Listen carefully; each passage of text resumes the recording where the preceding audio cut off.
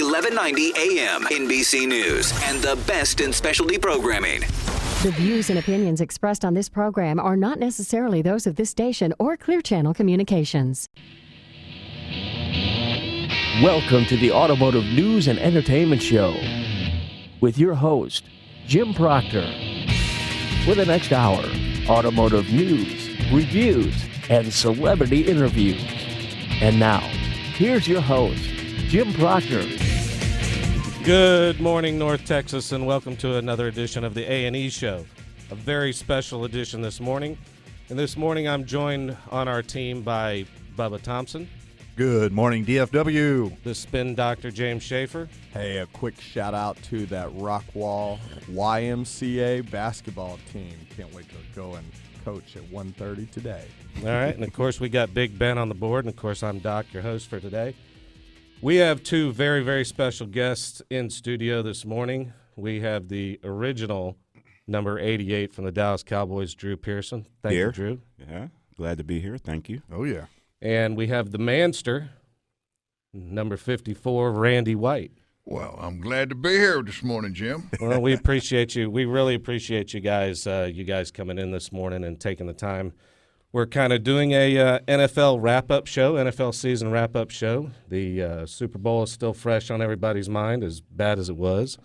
But this is what we're doing this morning, and we're glad to have you guys. Man, I really thought that game was going to be a little tighter, to be honest with you. I knew that the Seahawks had an excellent, quick defense, but I was looking forward to Peyton Manning just kind of picking them apart, and that never happened from the get-go. Yeah, I think, what Seattle wanted to do initially in the game is to make their presence felt. And they did. They're going to come out and just slug you and see what they could get away with. Yeah.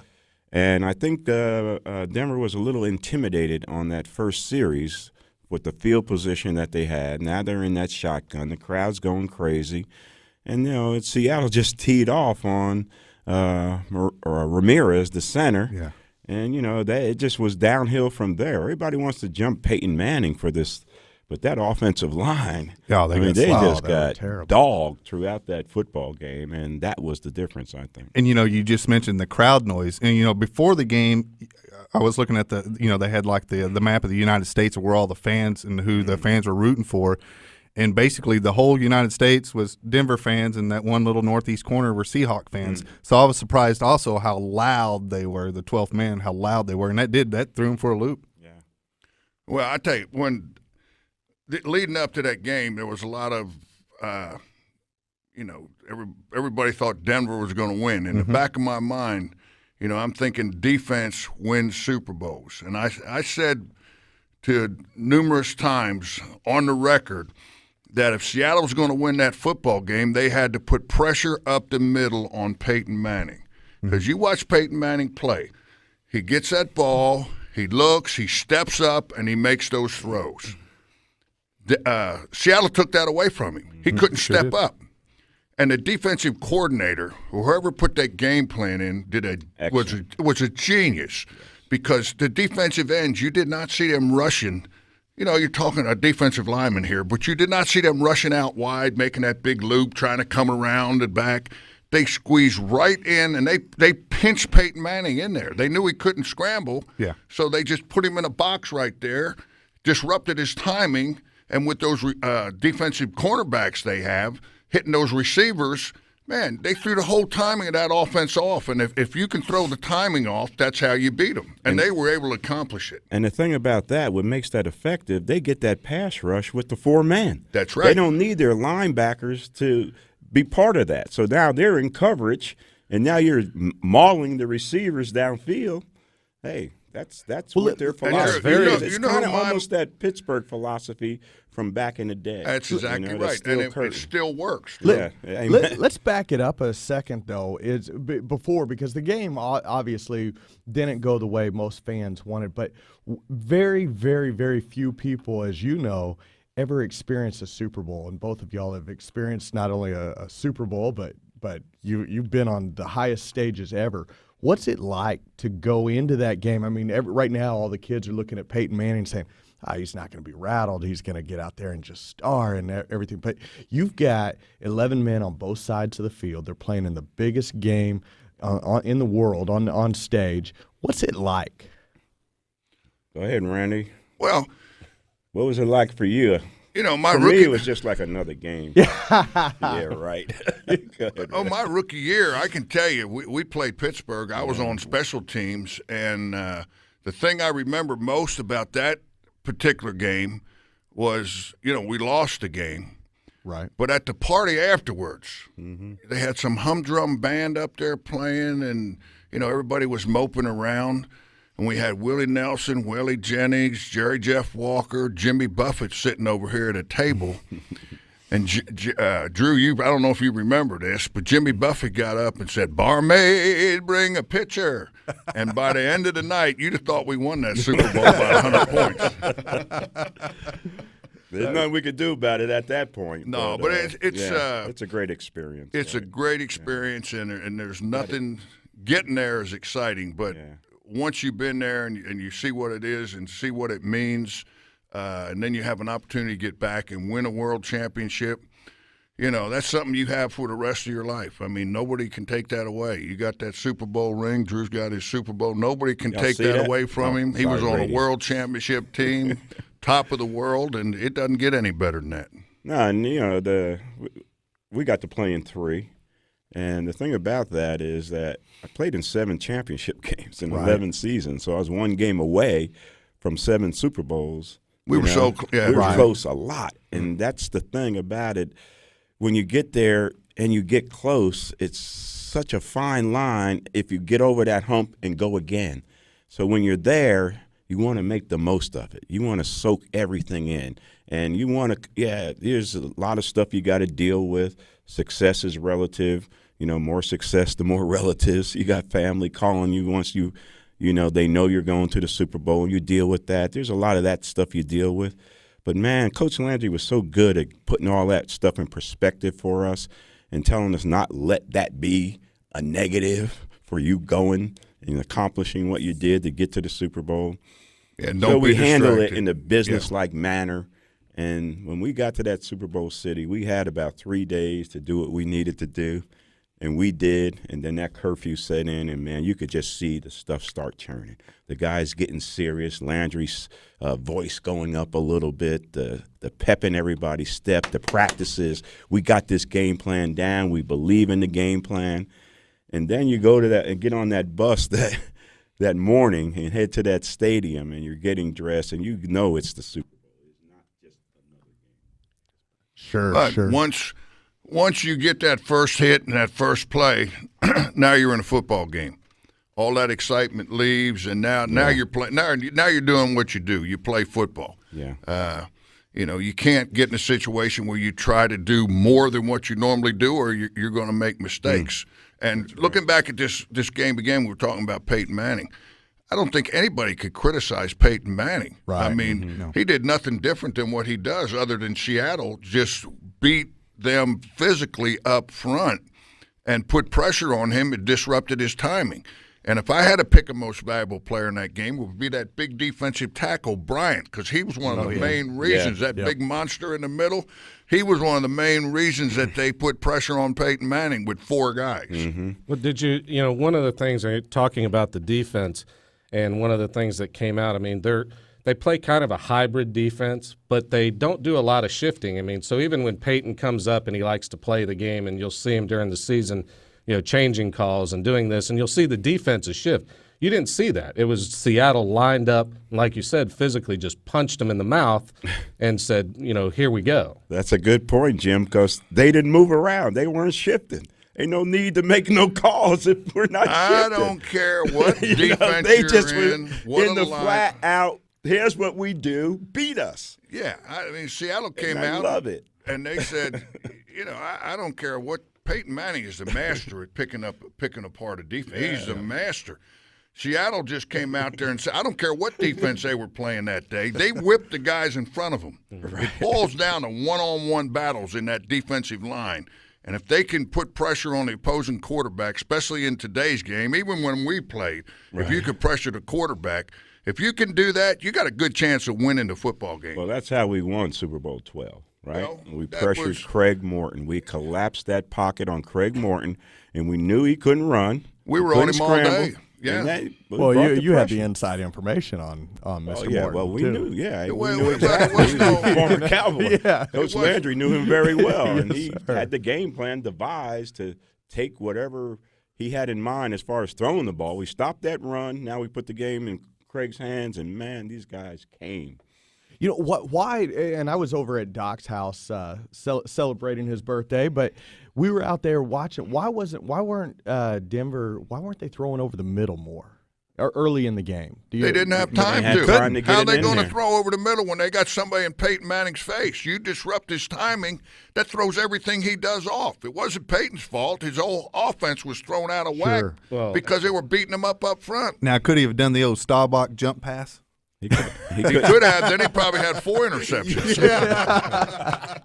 But, you're talking about that going over the middle. I mean, I noticed this early in the game. They did go over the middle a couple of times, and you saw Cam Cameron, who really he's a safety, but this guy is a linebacker. Huge. They looked like And they he knew just- where the ball was coming. and just Jim, blasted you're right. him. Yeah, And I mean, he's a beast. Drew was a wide receiver. I mean, you were one of the toughest guys to ever play. And I mean, going over the middle, but I mean, you get blasted. The next time you go across, are you kind of looking for that guy? Or Yeah, the last thing you want as a wide receiver is get blasted early in the football game. Especially in And that cold weather. And Drew played back when they could blast them. They can't blast them anymore. Right. And Drew played when they could really blast you. right. The only time I ever, and this is between us, whoever's listening out there, I ever got intimidated going across that middle was when I did get hit early in the football game. We played the Chicago Bears on Thanksgiving Day, and I ran that quarterback pass, our bread and butter, and I'm coming in. It's clear. Tony Hill got jammed up at the line, so he couldn't clear out his man. His man was the safety, Doug Plank. Oh, no. And I don't know if you remember Doug Plank. And Danny threw that ball, and I'm looking. He just laid me out in the ribs, and, man, I was worthless the rest of the game. So we get in the fourth quarter, we run that in route, the 16 route. The game's still, in jeopardy to score and all that. And I go in there, and Danny hits me right in the hands, and I'm looking. I mean, the cardinal sin for a receiver. No, you're not looking in there. And, man, it bounced off us, and we punted. So the next day in the meetings, you're waiting for that play. And Landry ripped me good, man. I was so embarrassed. But that was the only time. But you get hit like that, and that's what defensive backs try to do. They try to intimidate you early to take you out of the game, to put that fear in you. And you got to put that out of your mind, even if you do get blasted early. All right, we're going to take a quick break here on the AnE show, and we're going to come right back with more from the great Drew Pearson and Hall of Famer Randy White right here on 1190 AM.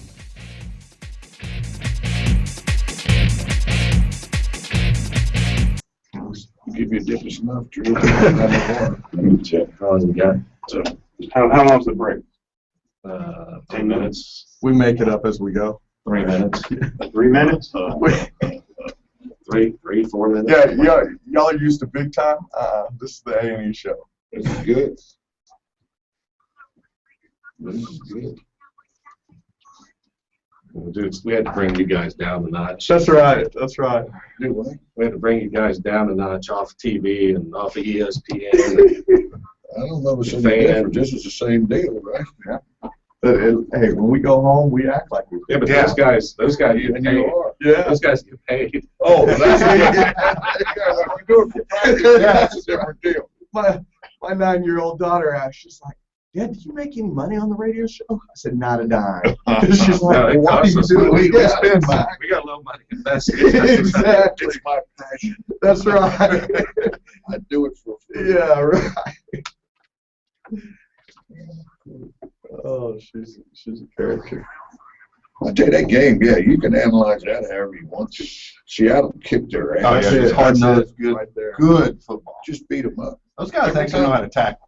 Oh, every time they threw the football in the beginning of the game, 3 guys hit that receiver. How could they not be intimidated? They were shell-shocked. Yeah.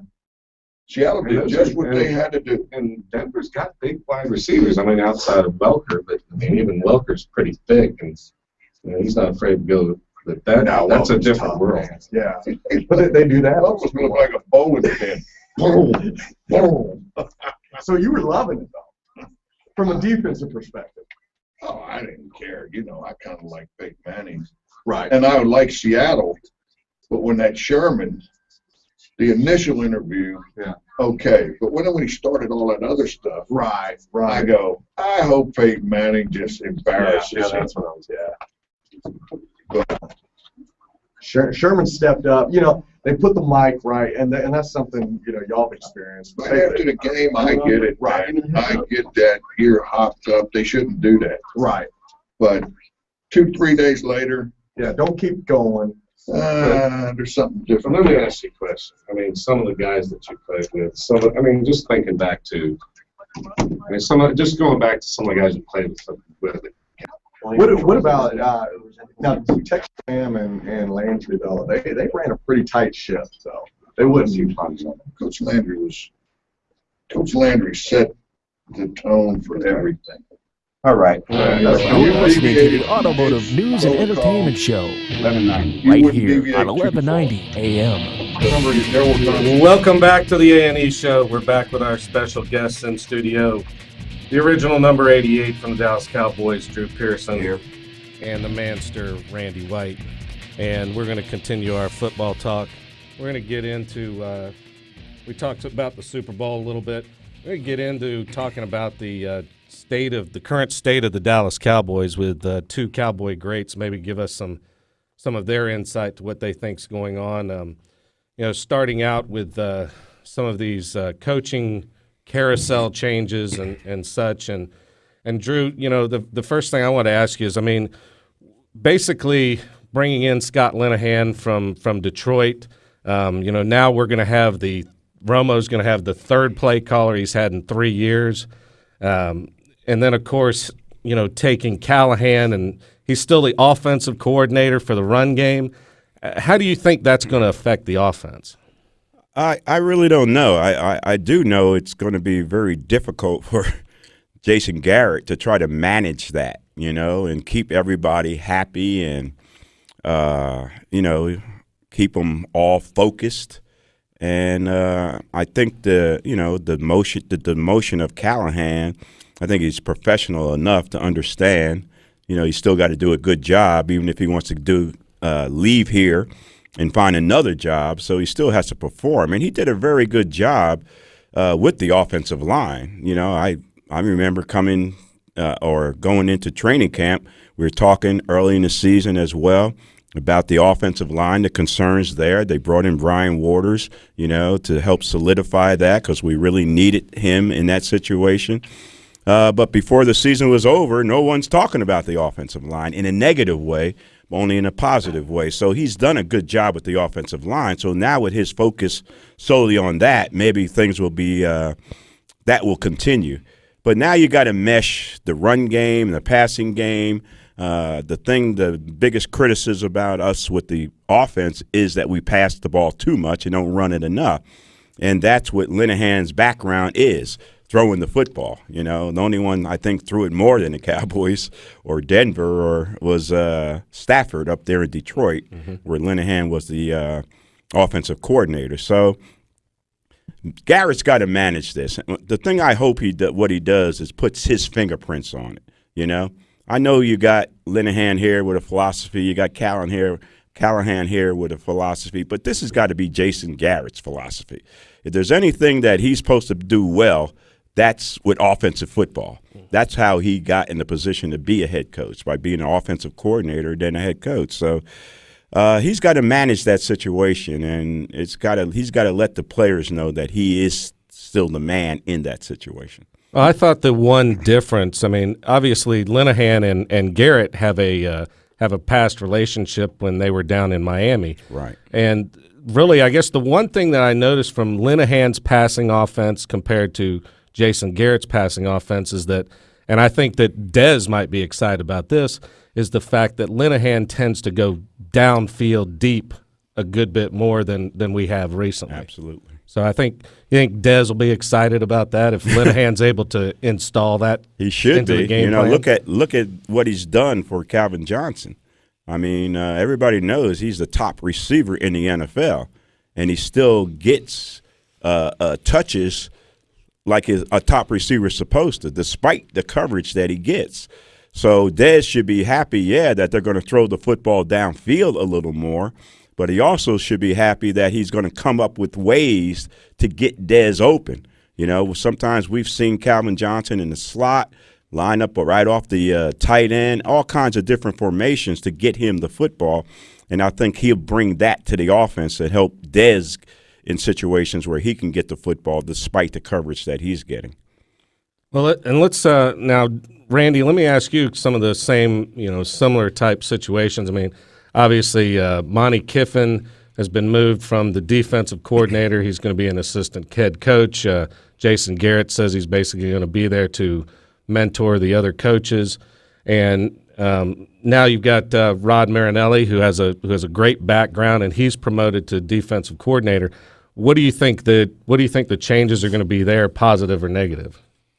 Well, I don't think it's philosophy with the Cowboys defense that needs to improve. I think it's talent. I mean, just like we're talking about, you got to have talent. You got to have guys on that front that can put pressure on the quarterback. Because in this league today, if you can't pressure the quarterback the way the rules are, you can't touch these receivers. I mean, the quarterback's any good at throwing the football, they're gonna put up some yardage on you. So with all the injuries we've had over the last couple years, I don't think Monty Kiffin and his defense really gets a fair shake because they're running guys in and off the street that you don't even know. The next week, you don't know what the starting lineup is. Right. Their best pass rusher, DeMarcus Ware, has been hurt for the last couple years. They lose Ratliff. Selvey came in and did a good job, but I think that pass rush has got to be something that they address in the offseason, because if you don't have a pass rush and you don't have a defensive front that can stop the run, the rest of it's going to fall apart sooner or later. Drew was making a point about this has got to be Jason Garrett's team. Jason's got to put his stamp on. And right before or during the break, Randy, you and I were talking about Tom Landry and just how he set the tone. Tell us a little bit about that. And then also if you can talk a little bit about, go back to your college career, what a head coach has to do. I mean, both of y'all, Drew, you were a quarterback in high school, and Randy, you were a running back as well, right? And running back when I started off. Yeah. So tell us a little bit about that and how just that coach coming in and saying, okay, look, I've got a beast out here that's playing for me, but I'm going to move him to this position and then move into whenever y'all both entered the NFL, where how Coach Landry ended up really setting the tone and saying, this is my team and this is the way it's going to be. Yeah, go ahead, Randy. Well, I don't want to compare Jason Garrett to Coach Landry. That's not a fair. He's in a whole different arena, a whole different scenario. And I think Jason Garrett is a good coach. But like we're saying, you'd like to see Jason come in there and take control of the thing. He's the head coach, and you'd like to come in there and see him,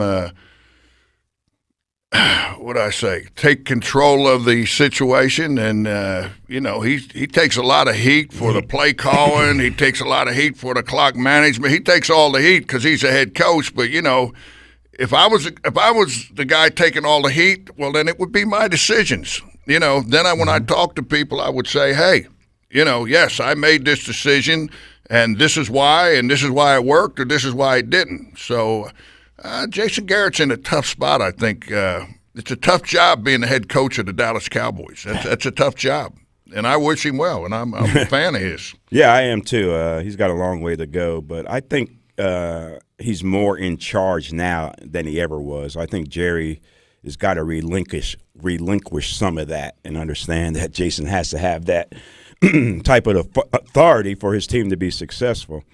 But, you know, excuse me, guys. I played 2 years at quarterback at Tulsa and then changed to wide receiver. So I came into the NFL as a wide receiver, but I was very green.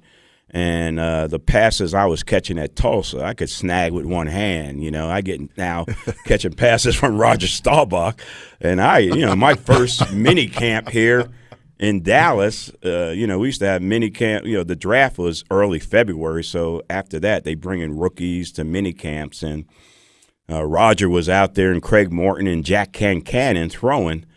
And, man, I was dropping everything. And what I was always noted for was my hands. Sure. Baseball player. I went to Tulsa to play baseball, So, I get to the Cowboys. Anyway, I had to go back and lift weights and do all that to adjust. So most of my adjustment was not from adjusting to the new position, but adjusting what it takes to play that position. And because I always wanted to be a wide receiver. And I knew I had to get stronger.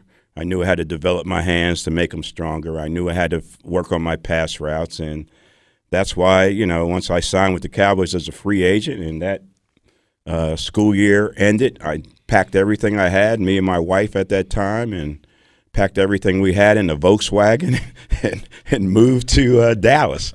And I lived right next door to the Cowboy practice field. And Roger would show up, and I would always show up. He would say, how can you always hear when I'm here? I said, well, I'm looking out the window and I hear you pulling the parking lot.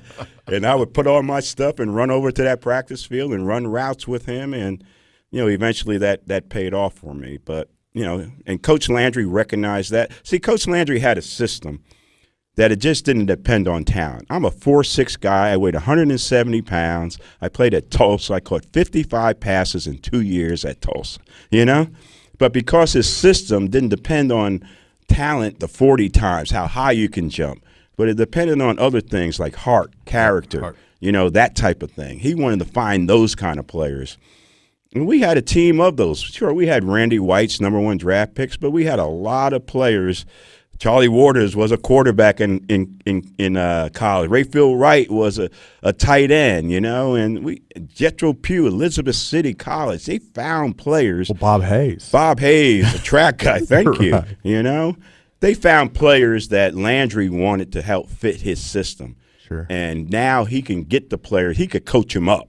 He can make you, because the system, if you learn how to play in the system, you had a chance to be successful. That's a great point. So we're sitting with a free agent back when the draft was, 12 rounds, 13 rounds? 17, sir. 17 rounds. 452 players that year, and nobody drafted Drew Pearson. There you go. All right. I'm almost over that. I'm not as upset about it. Randy, watch out. I can tell. And then we're sitting with you had to bring that up, right?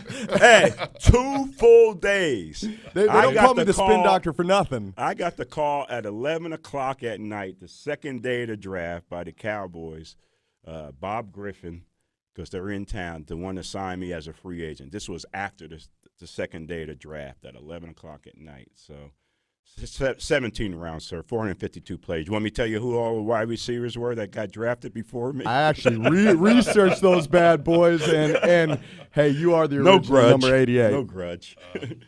Well, and with that, before we lose control again, we're going to take a quick break right here on the AnE show, right here on 1190 KFXR.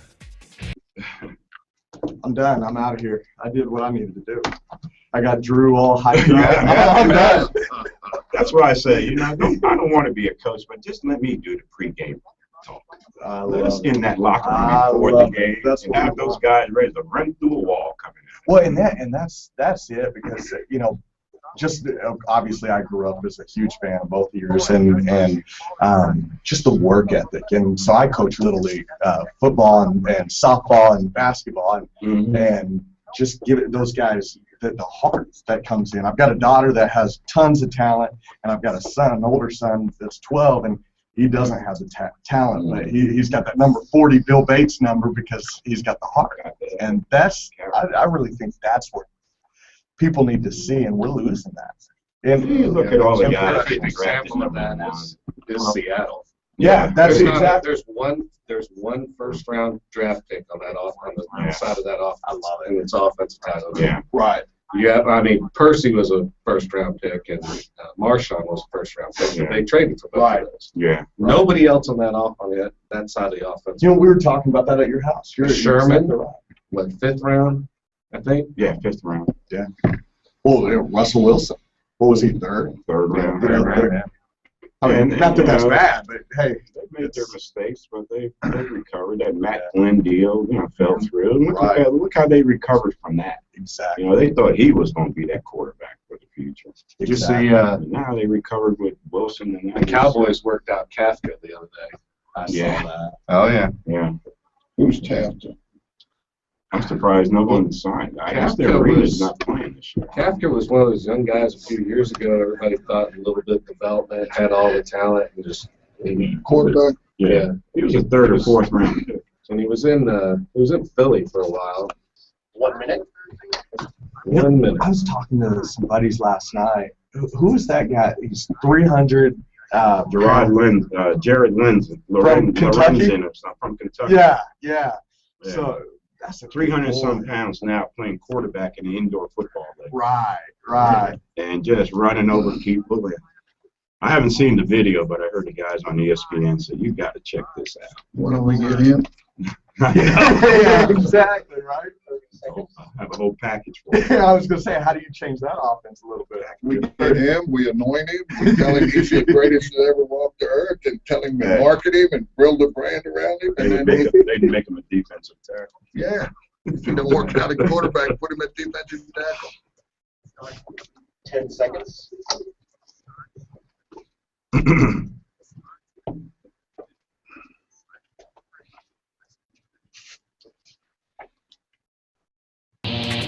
You're tuned in to the Automotive News and Entertainment Show, right here on 1190 AM. Welcome back to the AnE Show. We're here with our NFL wrap-up special with our special in-studio guests, Drew Pearson and Randy White, of course, joined by Bubba and the Spin Doctor. I want to get back into just a little bit about the Cowboys situation, and one of the things that Randy had touched on, was on the defensive line. I mean, the Cowboys right now are predicted to be $31 million over the cap, so obviously some things are going to have to be adjusted. There's talk about Romo reworking his contract. I understand that DeMarcus has come out and said that he would rework his contract to lighten the load there. But they've got some key free agent situations that they're going to have to make some decisions on. Drew, you had brought up, Brian Waters, the guard that they had brought in that did a great job. Of course, he got hurt late in the season. Jason Hatcher, who really stepped up this year. And, of course, Anthony Spencer. I mean, he was out most of the year, but they need to make a decision there. And then even Ernie Sims, who I know he's kind of a journeyman linebacker, but, I mean, did a pretty decent job having to fill in with all those injuries that we had at the linebacker spot. I want to kind of get your thoughts on – there's two guys out there that are, if you look at the mock drafts, the Cowboys are drafting 17th. Timmy Jernigan from Florida State, who's a defensive tackle, and the Coney Early kid from Missouri, who's a defensive end. I think those two guys could certainly help us out. But going forward, what do you think the Cowboys can do to bring this cap down a little bit? I mean, what are they going to have to do?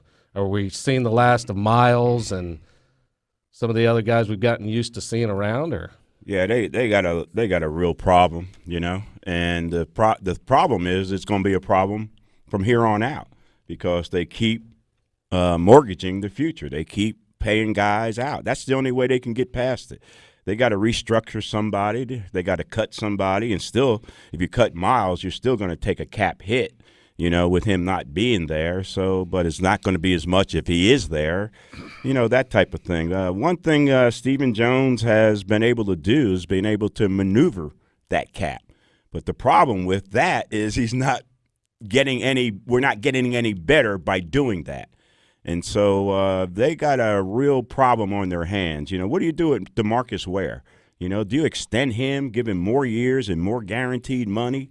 At this point, knowing what kind of season he had last year, knowing the injury problems that he had last season, and he still hasn't had a surgery at this point in the offseason. All those things that kept him out of games, you would think a surgery might correct something. Apparently rest hasn't done it. So anyway, they got a real problem, and that's why you extend guys like Scandrick in the middle of the season. What was that? I mean, it's like, come on, everybody's scratching your head. You gave him extended him in the first place, and now you extend him again. But sure, he had a good season, better than he's had in the past. But that's what I'm saying. They're getting tied up in certain players where they'll never get off this treadmill that they're on. And how do you bring in quality free agents if you don't have the money to spend on those quality free agents? Yeah, they keep just pushing that money out, and they're not getting the players that that we could have the opportunities in these drafts to get because we don't have that money because we stretched it out. With that said, the Cowboys, their defense, Randy. We're talking about the Seahawks, how tough they are, how quick they are, how fast they are, how they know how to tackle, how that front line, collapses that pocket for the quarterbacks. Right now, the Cowboys, their defense, if we keep the same guys, are they really tough enough to handle what they've got to handle next year? Well, I think if they're 25 years old and they're healthy, yeah, I think that they could do the job. I'm a big believer. I watch all these teams, and I kind of study their defense. And you look at all the defenses and the teams that are successful on defense, they got a big guy in the middle. They got a big 340, 350-pound mean guy in there that can occupy two guys. And if I got a guy like Sean Lee at middle linebacker that'll run all over the field and make plays, I'm going to get a big bazooka in the middle that's going to occupy two guys and keep people off him so he don't get beat up all the time with people whacking him from every angle. But I'm a defensive tackle. I'm thinking like a defensive guy. But that's what I would get, and I would get some guys on that end that can put pressure on the quarterback. Yeah, like you were talking earlier, we need that rush. We don't have that right now. You got to have a pass rush, and last year, like I said, Selby did a good job sometimes. Some of the guys that they brought in, did a good job. Jason Hatcher had a excellent year. But I think, there's a couple pieces of that puzzle in there that they need to find. And if they can do that and plug them in, I think the rest of the defense, I don't care. There's not a defensive back in the league that if you don't put pressure on the quarterback can cover a wide receiver one-on-one. I just don't believe that with the game the way it is today. Yeah, the way it is. Yeah. You can't do it. I tell you what, if we're talking at Super Bowl, if Peyton Manning wouldn't have had a pass rush, then we'd have seen him picking Seattle's defense apart. And then that defense, we wouldn't be saying how great it is. Right. Some guys up front that make it all happen. I don't care what anybody says. You can have all the talent in the back of them, but if the guys up front don't do the job, it doesn't happen. And you need that dirty mentality too. That's one thing and I'm not saying dirty in the game, but I'm talking about the guys that'll roll up their sleeves, get in the mud, and truly take care of that line out there. We haven't had that for a while. Well, you got to have attitude. You got to play football with an attitude. You got to play football with a chip on your shoulder. You don't need to be out there. You're going to get killed. You got to think you're the baddest guy ever walked the face of the earth when you step out on that football field, and you got to play like that. You're not out there to make friends. The nicest guy in the world off the field. On the field, nails. That's slaying people. Man. That's one of the biggest things about y'all's work ethics as well. And I know Randy, they said you were one of the hardest working guys out there. Do you see that with the Cowboys this now? And I know you still have friends in the business, and you can't go and share all the insight, but. Well, no, I tell you what, the culture's changed. They can't practice hard. They don't practice with pads. You want to talk about the injuries and why they have injuries. I have my own opinion about that because if you don't practice full speed, when you get out there on the game and now all of a sudden you ask your body to go 110%, it short circuits. Sure. And if you're going to hit people, you got to get used to hitting people. You just can't go out there wearing shoulder pads or wearing T-shirt and shorts and tap dancing around, and then go out there and whack somebody as hard as you can. Your body's got to be conditioned to be being hit, and I don't think it's just the Dallas Cowboys. I think it's the rules and the culture of the game and the way that the game has evolved. They're so worried about injuries and guys getting hurt. I bet if you look at it, they got as many guys getting hurt now as they did back when we played. Probably more guys getting hurt now. It's crazy. It's a type of injuries, and those injuries are conducive to not practicing. To not being up to speed once you hit that field. And well, Drew, even at Drew's position, I remember we would do like a full speed rush and then we'd stop, right? Mm-hmm. And we watch these receivers. They're fighting and scratching. I mean, our guys didn't want to lose. These guys wanted to catch the ball. I mean, we had a war going on in practice. And I think in some of the commentary, I heard them talking about Seattle and the way Pete Carroll handles his practices. There's a competition every day for the position on that field. You got to have a competition on your field. You can't anoint somebody and say, okay, you're here. I played 14 years, 10 years. Coach Landry, he'd always threaten me with putting somebody else in there. I mean, it was just here too. Drew too. I mean, you always felt like you were on the edge. You never felt like, oh, I'm the man. I'm going to be here forever. No, we never had that feeling. Sure. I get I'm on that PR mailing list, so I get the media schedule, so I know when their practice schedule is. Hour and 15 minutes, hour and 30 minutes on the field at the most. We used to use that much time to warm up, 30 minutes before practice and at least 30 minutes after practice. But 2 hours to 2.5 hour practices during the week with shoulder pads and full equipment.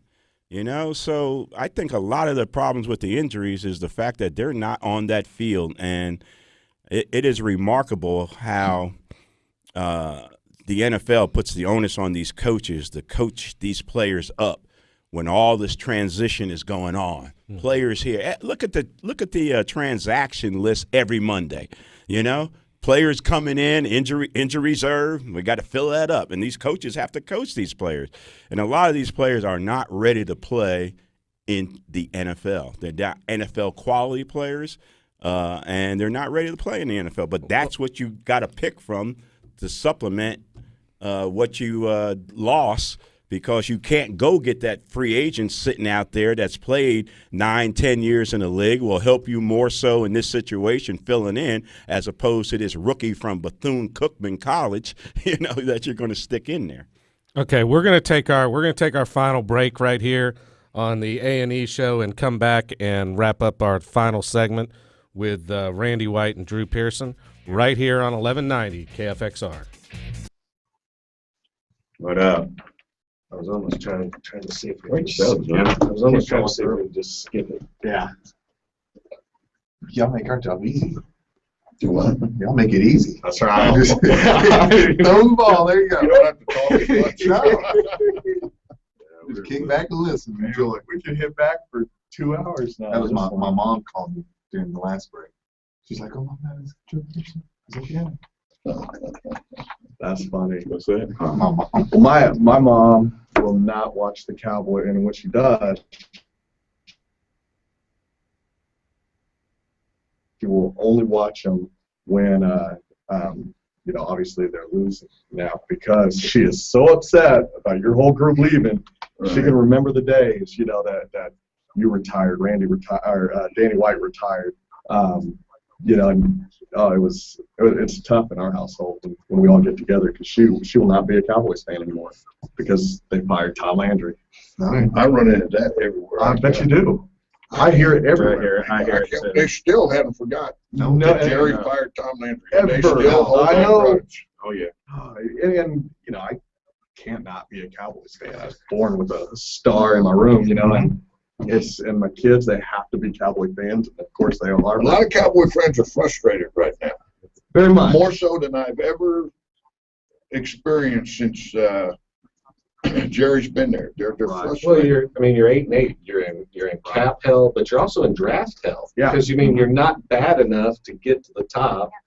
And the national media is playing on mediocrity. And they love. You got Terry Bradshaw saying Jason Garrett's not a head coach. He's Jerry's puppet. You got that on national television, and people hear that, and then they start believing it. Yep. Yeah. Oh, wow. We'll turn it around. Bradshaw, he said that. I went, Hey, man, I don't see how they turn it around.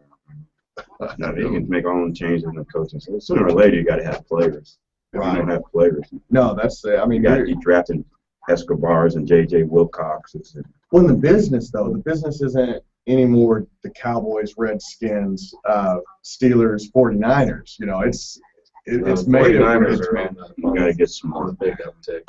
And you know, none of those teams are in cap heavy, Right. so they could maneuver.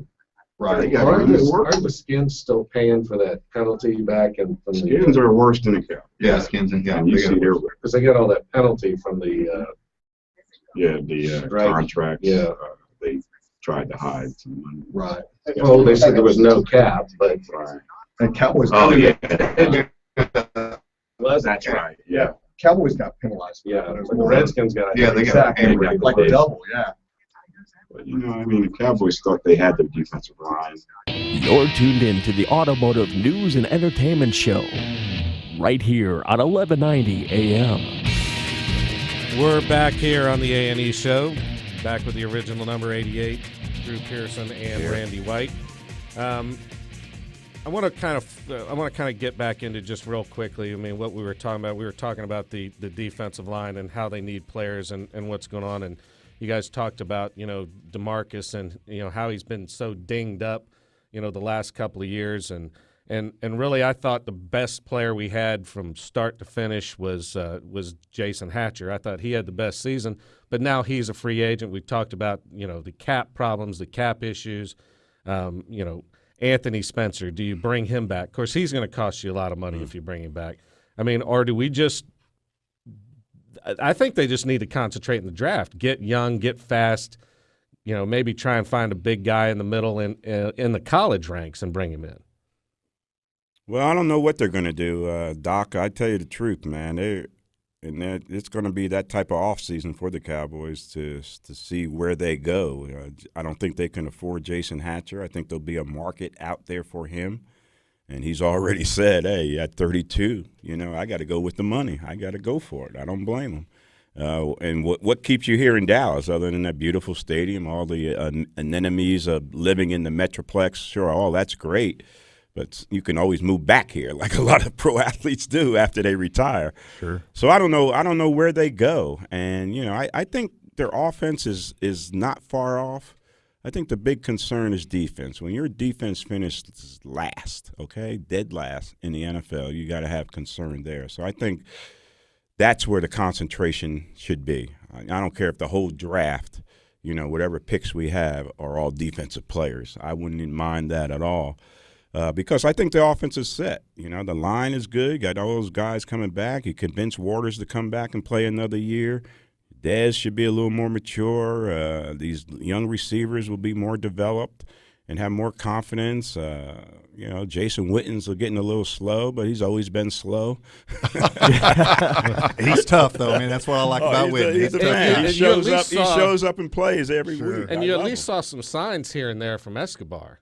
Yeah, we saw some play, and they use them, and they see that potential there. He must be doing some great things in practice for them to even give him some plays in the game. And so, and then look at Murray. Murray had a nice season. Yeah, he did. We had Dez go over 1,000 in receiving, Murray go over 1,000 rushing, right. And Romo passed for 4,000 yards. Yeah, right. Had his best season, 31 touchdowns, only 10 interceptions. Right, was what you want. Mm-hmm. So, and it's just the time where he had the interceptions would cost us, but. I see offense okay. It's got to be defense where the improvement comes from. Yeah, I think so. I like what you said. I mean, and what we talked about earlier about Callahan working with that offensive line, and because be honest with you, a year ago, if I was sitting here and I was talking about it, that was going to be my concern was the offensive line. Absolutely. I thought the offensive line played real well. There's a few names that are being thrown around as far as free agents that the Cowboys might look at. But I like I said, with the cap hell they're in, I don't know how they could really do this. One of them's Greg Hardy from Carolina. Yeah. And then Justin Tuck, but he's 30 years old and kind of been breaking down a little bit. The Schofield kid from Seattle, he's only 26. And the word is that he might be able to fit into a budget that the Cowboys could handle. So those are just a few interesting names out there that have Who you got, Bubba? You been scouting? No, let me ask you this question though. Let's if you guys were still in the NFL and you two were free agents, would the Cowboys, knowing what you know now today, if you were a free agent and the Cowboys wanted you, would Cowboys be a team that you would want to go to? And if not, what team? I know it's a tough. You don't have to answer if you don't want to. No, they have to answer. As a receiver, I would, because I think I could help them. I could make them better. I don't mind Romo at quarterback. Romo can sling it. Yeah. I'd be in his ear. I'd be doing all his laundry and dishes and everything for him. Carrying the pads. He's going to be the man. I did Rogers stuff, then later Danny. Hey, I'll do his too. There you go. Yeah, I wouldn't mind staying here in Dallas and trying to make this franchise better or that team better from an offensive standpoint. That'd make my mom proud. She's a big fan of yours. I ain't going to Philadelphia. I'm sorry. Them ugly green uniforms. Oh, yeah. How could I look cute in that? There's something to that, as far as, Dallas and where they are. As a player, I'd like to be a part of bringing that back. Yeah. I mean, have that sense of accomplishment. I mean, there's something to that. I mean, that's a challenge. I mean, these players on this team right now ought to be looking at this as knowing what I know now. Yeah. It would be a challenge to me. I'd be listening to all this stuff that people are saying and this, and it would make me mad. And I would go out there and I would work in that off season. I would get my teammates and I would encourage them. And I'd want to be a part. I've heard Bob Lilly talk about when he was a part of. They were yesterday's heroes and the Cinderella team, and you just see when he talks about it how enlightened he is when he talks about being a part of bringing that Dallas Cowboys to America's team. Yes. And if I was on that team today, I'd look at history. I wouldn't ignore the history of the Dallas Cowboys. I'd look at the history and the great teams and the great players, and I'd say, I want to be one of them. When people talk about the Dallas Cowboys 10 or 15 years from now, I want them to talk about me being a part of bringing this thing back to the top. Let me ask you this: Do the Cowboys bring the alumni back to truly talk? Because I'm fired up right now. I'm going to Randy. I'm saying get Steve and Jerry on the phone right now. Come on. Yeah, I'm telling you. No, they don't. They don't call me. I would like to just get a one-on-one with the receivers and take them out on the field. I don't care about let that coach coach the assignments. Sure. Let me help him carry out that assignment. I just see the little things Dez do. I know he's listening because I threw out some coaching points on my radio show on Dez, his release coming off the line of scrimmage. So you're 6'2", 6'3", 205. You shouldn't be raising up on your first move off the line of scrimmage. You should be firing off because you're intimidating them. Don't let them intimidate you. That's a whole second off your pass route. So there's little things like that I'd like to get up in there and pass on some of my knowledge, from the game. And they say, well, Joe, you hadn't played in – well, how many? 30 years. Oh, my God. Well,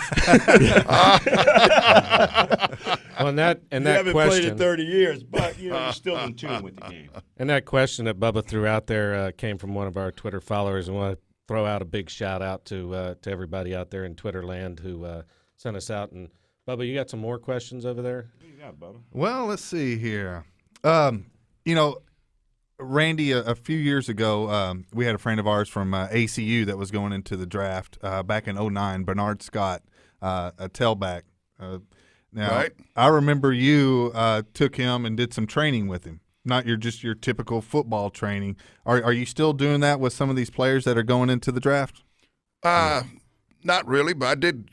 Bernard came to me and wanted to work on his hand stuff, his blocking, and how he, some of his releases with the martial arts stuff that, we've incorporated into football. And, he's, hey, if somebody wants to learn, something that I may have to offer them, I'm more than happy to give it to them. I don't, but the guys got to want it. Guys got to want it. The guys got to want it. I mean, I'm not going to go try to stuff somebody down somebody's throat. Now, if they want to come to me and take a little bite of it, taste it, like it, then I'll give them a whole bowl of it. But I'm not going to try to stuff it down their throat, because when you try to stuff something down somebody's throat, they spit it out. They spit it out. Choke. Yeah. But yeah, that's a good way to think and look at it, Randy. But I'd love to have that. One of our issues is pass rush. And Randy, the hand coordination and all that with your movement and the martial arts things that he does, you got a resource here. You imagine Randy here. Imagine Randy with those big old hands slapping you across the ear. Well, the other guys can't do that anymore. I know you can't do it anymore. Seattle does it. All right. Well, Jerry Jones, if you're listening, and I know you are, okay, get these guys out here and let them check it out. I want to thank David Gates from Best Buy for the live feed today on YouTube. I want to thank again the great and the original number 88 Drew Pearson, and of course the Hall of Famer, the Manster, Randy White. Big shout out to everybody out there. You'll be able to check all this out on our website at theaneshow.com. We'll see you next week right here on 1190 KFXR. Yeah. Great show, guys. You got no time when that music starts playing in my ear. I just looked up and I saw 59. I was like, no, I looked over a minute ago. He's like 1 minute. Yeah, no problem. Y'all mind if we can get some pictures with us four in this? Where'd you get 4? The girls' 1, 2, 3. You got to go to a basketball. I wasn't counting you as Oh, okay. a 4th. I'm sorry. I'm going to the gym, Drew. Work out. I only agreed to 4. With my old gimpy knees. I can't get in the mood for that. And I read Randy could kick 400. What was it? 400 PSI. Something like that. Yeah. All right. Thank you. Something like that with the Thai boxing. Yeah, that's what I read. Don't kick me. Yeah, please. All right, where are we going? I can't get my leg up here safe. Wherever. Anywhere that's not a glare. Probably this is good. Maybe that one. Yeah. I like those little cameras. That's good. Okay. Yeah, because I got a light there and everything. Get on this where they came from. Old ass. Old ass. Y'all get in here like we're excited.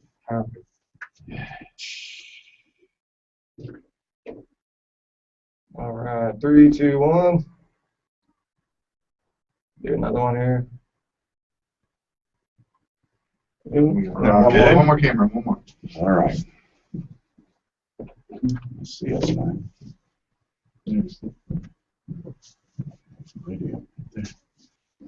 Okay.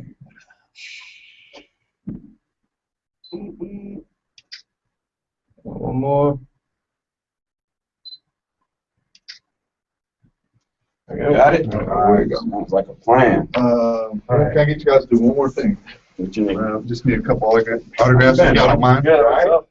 Just the season. Go do that. Oh yeah, Miss Henry's. Okay. Have you seen Holmes? Just a couple of autographs. All right.